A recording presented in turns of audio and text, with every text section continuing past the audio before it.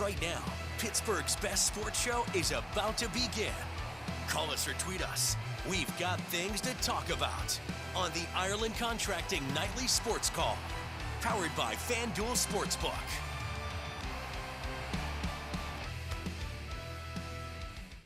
All right, thanks a lot, Royce, and thank you for tuning into the Ireland Contracting Nightly Sports Call. Rich Walsh will be joined by Andrew Fillipponi in just a matter of moments, and we are talking T.J. Watt. Still no deal as of this hour, Pony. Do you think it'll get done before Sunday's game?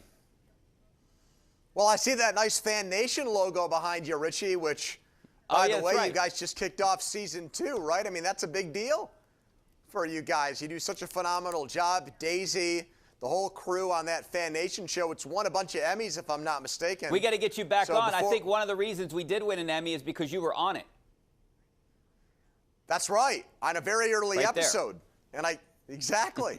And I said the Steelers would win the AFC North, which maybe did pave the way to your award-winning season. I don't have the same optimism about this particular Steelers team. You know, this whole thing with T.J. Watt really bugs me because, look, has the guy so far in his career, has he come through in a big postseason game yet? No, he hasn't. And the Steelers, frankly, for too long have failed to succeed in the playoffs. You know, they went to that AFC Championship game where they got blown out by the Patriots back in 2016, and it's been nothing since. They haven't won a playoff game since since then, since they went to Kansas City with Le'Veon Bell, who's now on a new roster. But yeah, when I look at T.J. Watt, Richie, I think this is a guy I want around for a long time. I don't want to go year to year and franchise tag him like Bud Dupree or Le'Veon Bell. I think he's one of the best defensive players in all of football, and he's a guy that I want to be a Steeler for really the duration of his career. That's not year to year. That's not franchise tag. That's give him a 4 or 5 year deal. Let's get this thing done and give the Steelers the best chance to win in 2021 and beyond. Pony, I see your side, but I like the other side. I can make a case for the owners. I mean, why not give him a year-to-year deal? You're going to save money by doing that, and maybe you can go out.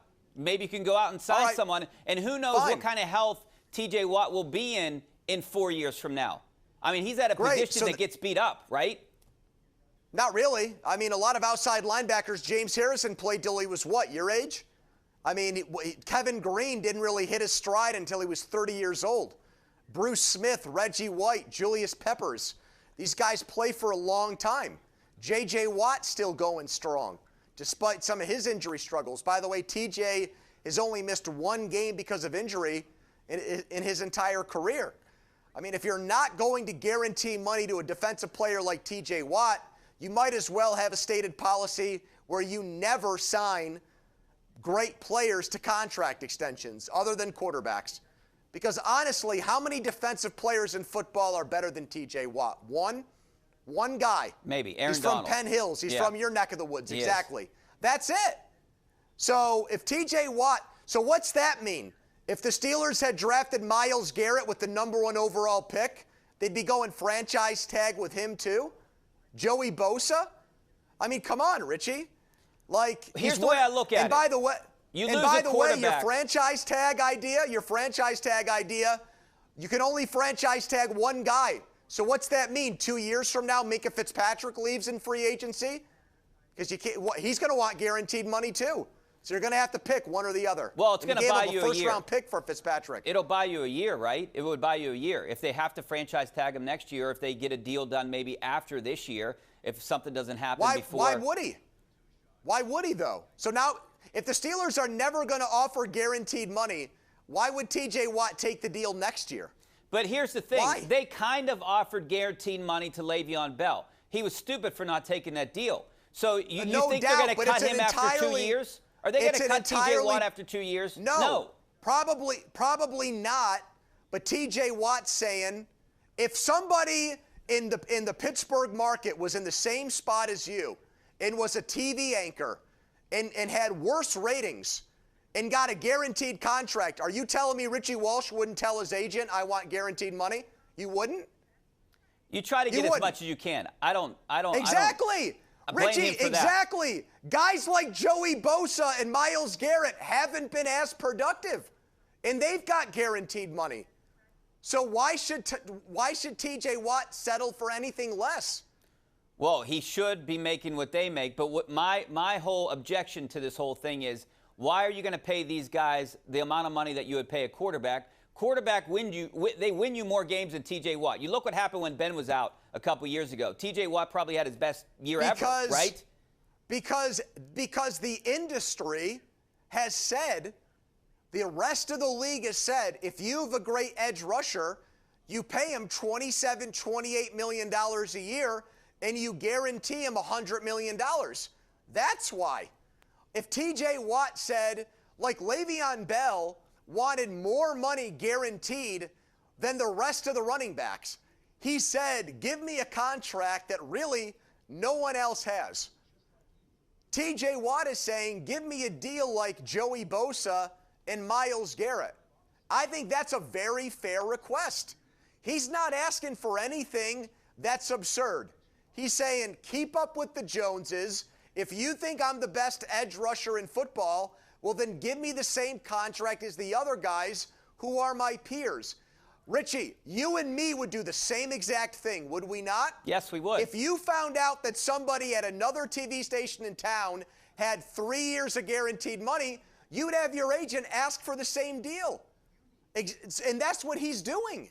So I cannot, the only way I'll paint him as a bad guy is if he holds out and leaves the team even though he's got a $10 million contract. If he does that, then I'll criticize him. But my understanding of T.J. Watt's situation right now is that he is not asking for something that's like out of the question. Le'Veon Bell, running backs don't last long. Edge rushers play into their 30s, and Watt's been one of the best defensive players in all of football. Yeah, and remember, Le'Veon Bell was asking for receiver and running back type money. Right. The deal they offered him was a fair deal, more than any other running back. Exactly. If T.J. Watt said, pay me like a defensive end and an outside linebacker, combine the two salaries, well, then he's not doing that, though. He's saying, pay me like I'm the most productive pass rusher in the league, which he has been. And I think he plays no matter what this year. I think he'll practice like Mike Tomlin said today. But it sounds like you're siding with the Steelers. Well, it sounds like you wouldn't give him the money is what it sounds like to me. That's how I'm taking this conversation. My initial reaction, Pony, is I'm siding with the Steelers on this one because, after 3 years, I'd like to see where he is. And I would save money by franchise tagging him next year and the year after that, potentially. Richie, if they don't sign him, if they do the franchise tag thing year to year, he's going to sign with somebody else after 3 years. He's a goner because somebody will guarantee him money and pay him huge money on the open market where there's no tag, where he can literally sign with 31 other teams. If you want to date T.J. Watt and not marry him, go ahead. But I'm telling you right now, if you do that 3 years from now, he's playing for another team. And I think he's too good to do that with. Way too good. Now, guys like you and me said they need to lock up Cam Hayward. Cam Hayward's not as good as T.J. Watt, and he's way older. They need to find a quarterback, too. I'm betting Ben plays next year, too, but they need to figure out a quarterback situation pretty soon here, too. All right, we're going to take your phone calls about T.J. Watt, 412-575-2600, but we got to take a break first. Stay right there.